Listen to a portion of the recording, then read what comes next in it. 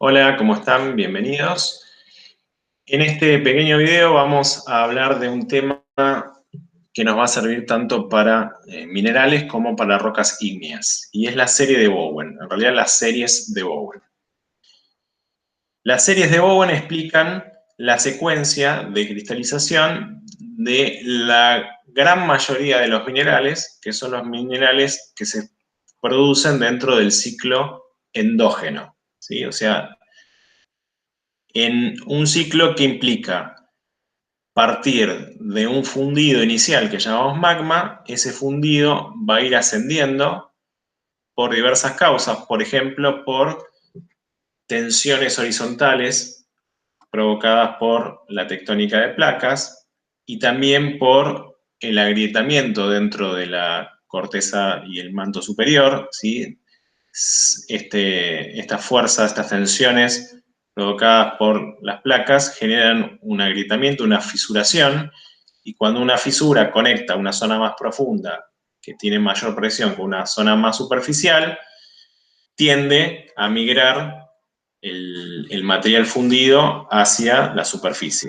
En esa migración, lo que ocurre es un descenso de temperatura, ¿sí? Tengo un material inicialmente líquido, o casi todo líquido, en condiciones de temperaturas muy altas. A medida que conecta con la superficie a una menor presión, asciende. En ese ascenso va disminuyendo la temperatura. Entonces, parto de un fundido inicial de un magma, y a medida que voy bajando la temperatura por una menor profundidad, empiezan a cristalizar los minerales que tienen un punto de fusión más alto, ¿sí? Entonces, supongamos, ese magma original tiene prácticamente toda la tabla periódica, una mezcla de elementos muy grandes.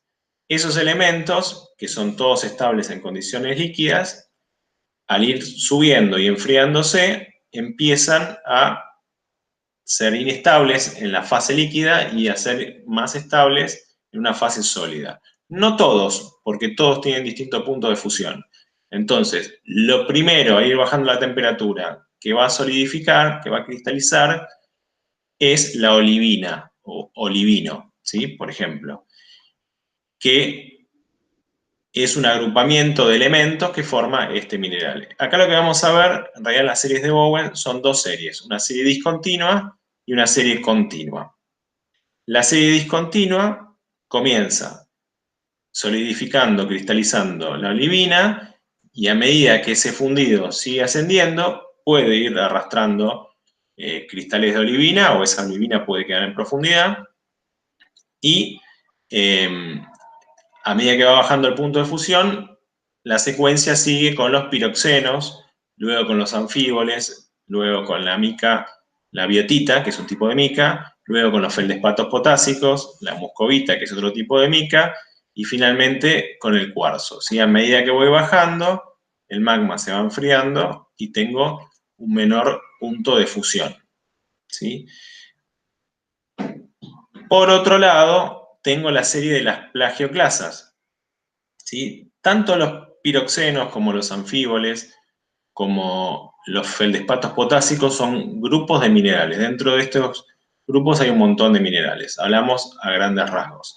Y por otro lado tengo las plagioclasas, que es una serie continua, que quiere decir que la composición química es prácticamente la misma, cambia un catión, el calcio por el sodio, y se van intercambiando. Hay un intercambio entre calcio y sodio, y dependiendo de cuánto porcentaje de calcio y de sodio tenga, voy pasando de un mineral al otro, siempre dentro de las plagioclasas. Todos estos minerales que ven acá, 1, 2, 3, 4, 5, 6, 7, 8, son la gran mayoría de los minerales que vamos a encontrar en la corteza terrestre, y son lo que se llaman minerales formadores de rocas, ¿sí? ¿Por qué formadores de roca? Porque prácticamente es lo único que voy a encontrar en una roca, sobre todo en una roca ígnea, y después va a haber otros minerales accesorios en partes muy chiquitas. Con estos minerales yo voy a clasificar las rocas, ¿sí? Las rocas ígneas, las plutónicas, que son las que cristalizan en profundidad, y las volcánicas, que se forman cuando este magma alcanza la superficie rápidamente y no llega a enfriarse del todo. Entonces, lo que vamos viendo acá, cada una de estas flechas que se ven, son los rangos de estabilidad de distintos tipos de minerales. Entonces, hay algo que se llaman asociaciones paragenéticas. ¿Qué quiere decir esto? Que los minerales se van a asociar en función de su punto de fusión. Entonces, lo que tenemos acá son tipos de rocas. Esto es una clasificación simplificada de las rocas ígneas.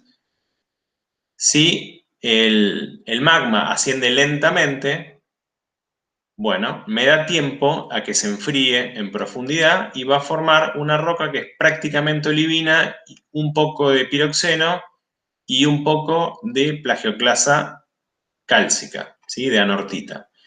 Esta roca, que tiene principalmente estos tres minerales, se llaman rocas ultramáficas y están peridotita, se llama la que es plutónica, y comatita, la que es volcánica. Para que una roca volcánica tenga esta composición, el magma tiene que salir rapidísimo desde una zona muy profunda. Tanto la peridotita como la comatita son rocas muy raras en la superficie, ¿sí? Las rocas más abundantes arrancan de este eslabón, ¿sí? Rocas que tienen mucho piroxeno, mucha plagioclasa, más bien cálcica, pero también sódica, un poco de olivina, un poco de anfíbol y pueden tener un poco de biotita. Estas son las rocas máficas, que son principalmente el gabro, cuando hablamos de plutónicas, y el basalto, cuando hablamos de volcánicas. ¿Qué quiere decir máficas? Bueno, hay minerales que se llaman máficos y minerales que se llaman félsicos. Los minerales máficos son los minerales opacos, son los que no permiten que la luz los atraviese, ¿sí? Cuando uno los ve en una muestra de mano, casi ninguno lo atraviesa la luz. Esto se mide en un corte delgado en microscopio, ¿sí? Una lámina de 2-3 micrones, en la cual en los minerales máficos ni siquiera así, tan finita, la luz los puede atravesar. Son minerales oscuros, opacos, y toda esta serie discontinua está dada por minerales máficos. ¿Qué quiere decir? Que si yo veo una roca, pequeños granos de minerales negros o verdes muy oscuros, estoy en alguno de estos. Si yo veo minerales blancos o rosados, generalmente más amarillos, estoy en esta zona, que son minerales félsicos, ¿sí? Bueno, las rocas van a tener de los dos en función de su punto de fusión. Entonces, luego tengo las rocas intermedias, que están formadas por anfíboles, biotitas, mucha plagioclasa, algo de piroxenos y puede tener algo de cuarzo, aunque acá no lo dice, pero puede tener un poquito, ¿sí? Estos son dioritas, si estamos en rocas plutónicas, o sea que se formaron en profundidad, y andesitas, si son rocas volcánicas. Y luego tenemos las rocas, esto también dice félsica, también se les puede llamar ácida y básica. A medida que voy más hacia la superficie, tengo un mayor contenido de sílice, ¿sí? Y rocas que son principalmente formadas por feldespatos portásicos, cuarzo, algo de muscovita, algo de biotita, algo de anfíbol y algo de plagioclasa, son los granitos entre las plutónicas y las riolitas entre las volcánicas. La diferencia en mano de una roca plutónica y una roca volcánica es que la roca plutónica, como se formó en profundidad con mucho más tiempo para formarse, tiene granos más gruesos. Fueron creciendo los minerales y los minerales los puedo reconocer a simple vista con un poco de experiencia. En las rocas volcánicas son muy finas y no puedo distinguir una cosa de la otra, ¿sí? A medida que me voy hacia abajo en estas series, tengo minerales que son más estables en superficie, ¿sí? Estos minerales eran estables en profundidad y en superficie empiezan a tener transformaciones químicas. O sea, son más meteorizables, más alterables, la olivina, el piroxeno, el anfíbol, que el cuarzo o, por ejemplo, el feldespato potásico o las micas sódicas. Entonces, estos minerales son mucho más estables y estos minerales en realidad no son tan estables, ¿sí? Cuando uno dice no son tan estables, quiere decir que con la humedad, la temperatura, cambios en la temperatura, tienden a degradarse. Algunos en muchos años, otros no tanto.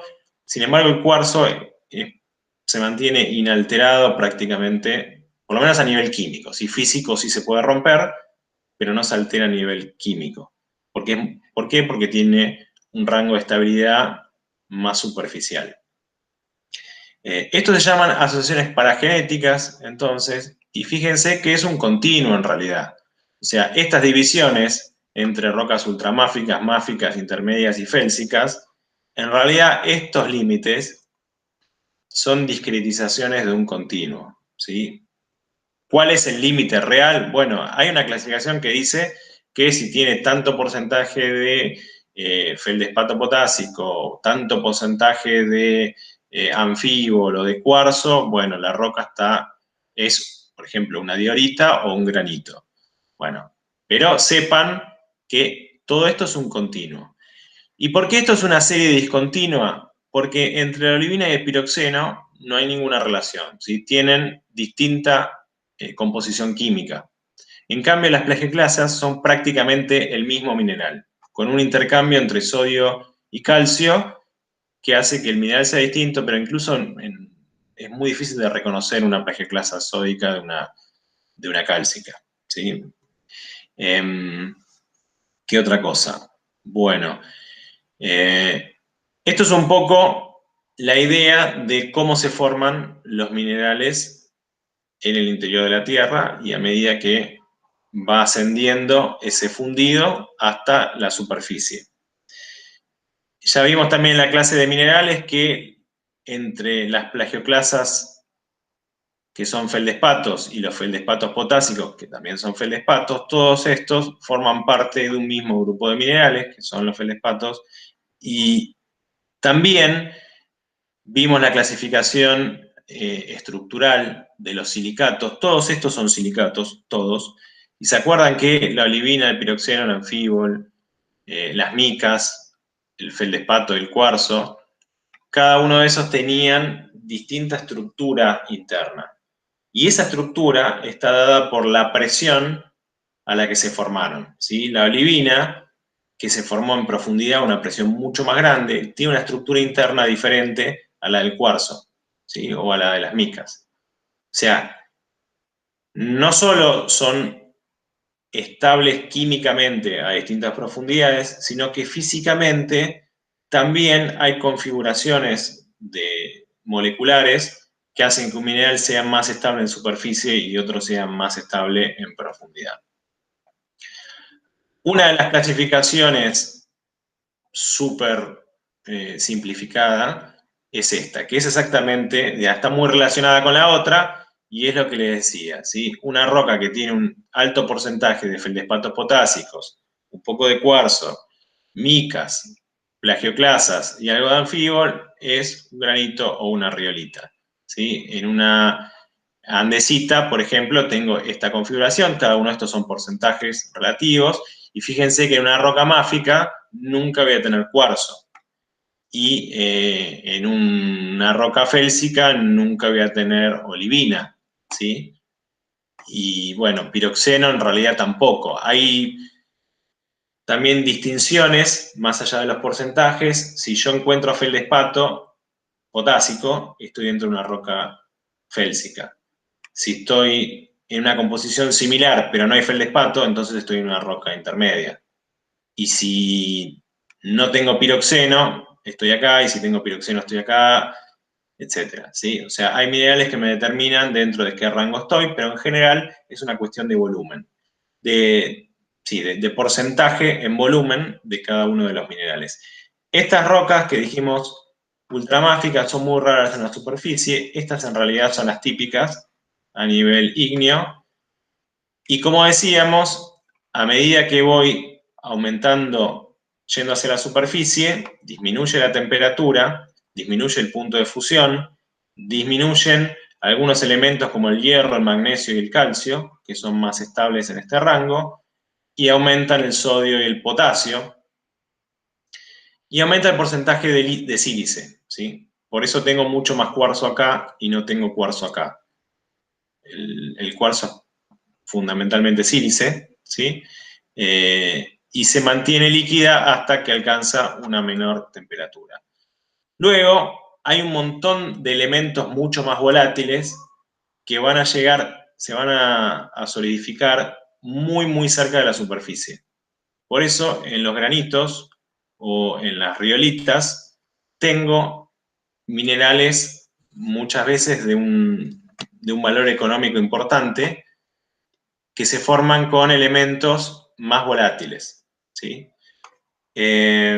Bueno, básicamente, espero que se haya entendido, esta es la secuencia de formación de minerales, que es como una destilación fraccionada, ¿sí? Si se acuerdan de química, yo empiezo a fundir,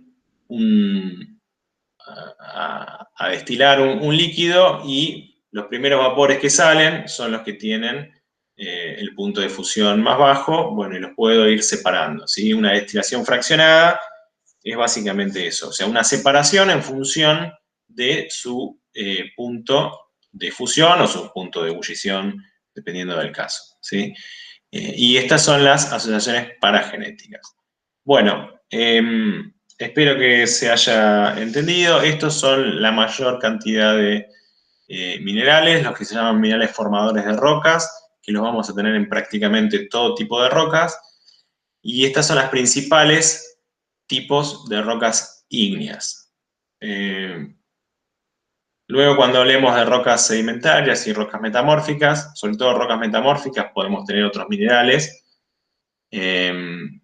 pero estos comprenden casi todas las rocas comunes que podemos llegar a encontrarnos. Bueno, muchas gracias y nos vemos pronto. Saludos.